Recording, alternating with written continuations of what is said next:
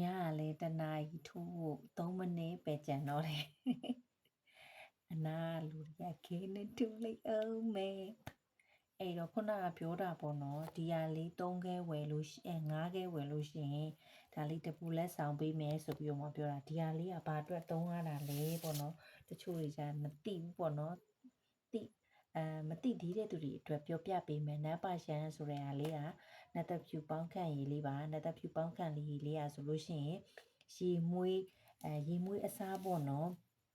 ဖျားစင်ဒီမှာလည်းဖြန်းပေးလို့ရတယ်ဒီလိုလေးခါပြီးရင်ဖြန်းပေးလို့ရတယ်နောက်ပြီးတဲ့အခါကျတော့ခုလိုမျိုးကြော်ပွဲတွေပါတယ်ပေါ့နော်အမွှေးရည်လေးဖြန်းမယ်ဆိုလို့ရှိရင်လည်းဒါလေးကိုဖြန်းပေးလို့ရတယ်နောက်ပြီးတော့အခုတကြံကာလဖြစ်တဲ့အတွက်တကြံမှာဆိုလို့ရှိရင်လည်းအဲ့လိုမျိုးရည်လေးတွေတဲမှာဖြန်းပြီးတဲ့အခါကျတော့မှပတ်လို့ရှိရင်လည်းဂျန်တဲ့သူတွေလည်းအန်ရကင်းတယ်လူချစ်တယ်နတ်ချစ်တယ်ကဲတရားလေးရဆိုလို့ရှိရင်ပေါ့နော်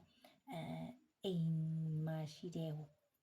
ကြောက်စင်းကမုံတွေအဲ့လိုမျိုးအပင်နေဆိုလို့ရှိရင်လည်းဒါလေးနဲ့ဖြန်းပြီးဒါဆိုရင်စီးပွားပိုတက်တယ်နော်လူချစ်တယ်နတ်ချစ်တယ်ဒါဆိုတော့ပို့